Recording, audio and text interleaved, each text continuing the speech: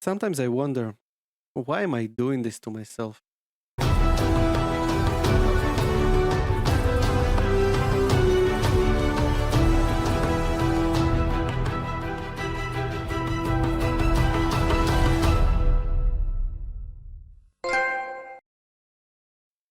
Hello and welcome to Platinum Review, a series where we talk about some amazing games, break down the roadmap to Platinum Trophy, and I share with you my thoughts on whether you should add another Platinum Trophy to your collection. Now, without further ado, let's dive right in. Tomb Raider is an origin story of Lara Croft, and it shows us throughout the game how she transformed from a young and naive college student into the badass and capable survivor and treasure hunter we know and love. The game itself is a hard reboot of the story and has no connection to the older games, and it launched in early 2013 on PS3, Xbox 360 and PC, with the definitive edition following the launch of PS4 and Xbox One. It got mostly positive reception for the story, gameplay and visuals that were pretty decent for the time. The story kicks in as Lara and her crew decided to sail into the Dragon's Triangle to look for the lost kingdom of Yamatai. Upon arriving there, a storm hits their ship, Endurance, leaving them stranded on an island.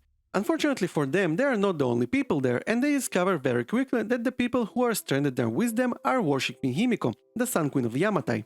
Lara has to discover the secrets of this place in order to save her friends and escape alive. The narrative is not perfect, but it's pretty good and did a decent job of keeping me engaged throughout the game. Gameplay loop is pretty standard and consists of 3 cornerstones: exploration, puzzle solving, and combat, and to be honest, all of them were fun for me.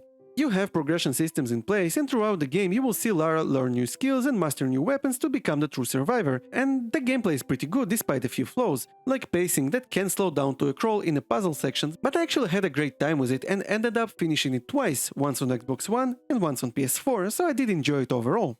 From a technical perspective, the game runs smooth on PS4 at 1080p 60fps. No 4K though, not even on PS5, so the gameplay footage you are watching was actually upscaled by me to 4K so it would look better on YouTube. That being said, I actually didn't mind the lack of 4K support, as the graphics do look a bit dated by today's standards anyway, and the game came out originally on PS3, so I can't really complain. Also, I didn't encounter any bugs in a single player mode, but oh boy, don't get me started on the multiplayer, but I'm getting a bit ahead of myself here. I will talk about the multiplayer later, as I actually dedicated a whole section of the video just for that.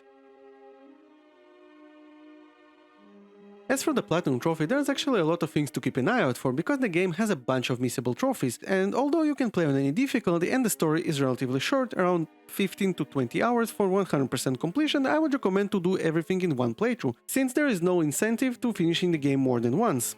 In preparation to going for this Platinum Trophy, I actually ended up making a list, Ludi XP style, of things to keep an eye out for, which I unfortunately did throw away so I can't show you, but the point is, with a bit of planning it wasn't terrible, but I was nervous not to miss anything all the way through.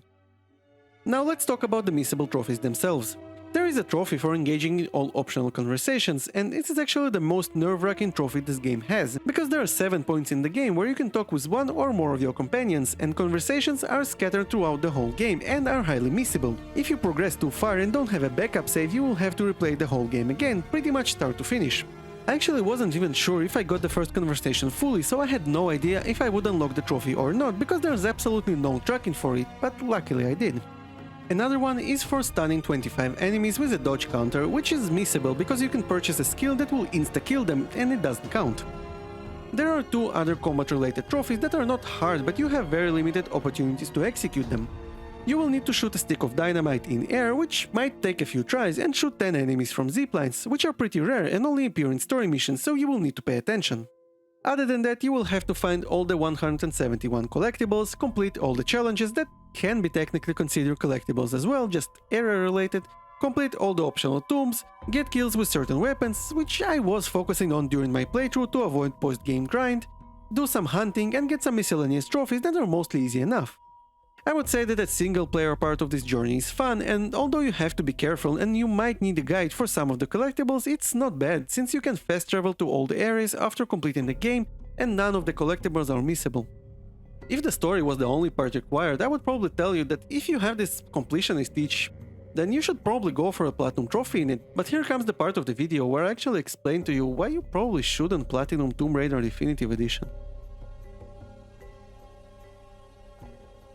Okay, seriously, the multiplayer is bad. Because it was pretty much a tech-tone mode, Crystal Dynamics added in the last minute, it lacks any depth and suffers a huge number of technical issues that were never resolved because, well, no one was playing it anyway, even when the game was new. In 2021, the multiplayer is pretty much dead and has been for a very long time, and the thing is, you have 15 trophies tied into it. Most of them can be done with just 2 people or 2 consoles relatively quickly, but there are a couple of issues. For one of the trophies, you will have to win a rank match in every multiplayer mode. Now, in itself it sounds reasonable, but there's a catch. The game crashes all the goddamn time. PS4, PS5, doesn't matter. I had a game crash on every console I play in this multiplayer every 30-40 minutes. And if a game crashes in the middle of the match, you have to play it again, and the XP you earn doesn't save either. Now picture this, you have a boosting session with 4 people, because that's the number of people you will actually need to be able to get into some game modes, and all of you are experiencing game crashes at different times, while also every one of you needs a win in each one of the 4 match types. That takes around 15 minutes, by the way. Well, you see where I'm going with this. It took me like 4 hours to get a trophy that should have only taken me 2. And this is not even the worst part, because you need to grind all the way to level 60, which by itself can take up to 12 hours of just trading kills. And again, you get the XP in the end of the match, so if your game crashes in the middle of it, and it will, a lot, you will lose the progress you made in that match. Now I managed to get it relatively quickly, in about 8 hours, because I was boosting it with a friend and I have 2 consoles I played at the same time to be able to get twice the amount of kills, but oh my god was it the grind. And don't get me wrong, this is not the grindiest thing I ever did, but damn was it boring and annoying with the constant crashes and technical issues. I spent around 25 hours boosting multiplayer in the original Last of Us, but at least it was fun. Here, if I didn't do it with a good friend of mine that I could just chat about life while playing, there's no way I would have finished it. So, should you Platinum Tomb Raider Definitive Edition? No, you shouldn't, and the only reason for it is the multiplayer. Honestly, if I wasn't stuck at home during the pandemic while playing it, I probably wouldn't have finished it either. Now, don't get me wrong, I don't hate this game. Single player part is pretty decent, but the Platinum Trophy experience was really ruined for me by the multiplayer component, and unless seeing a game below 100% on your profile really bothers you, you shouldn't Platinum Tomb Raider. If you enjoyed this video, press the like button as it really helps the channel. Subscribe for more gaming and trophy hunting content, and come say hi to me on Twitter because I'm always looking for more gamers to chat with.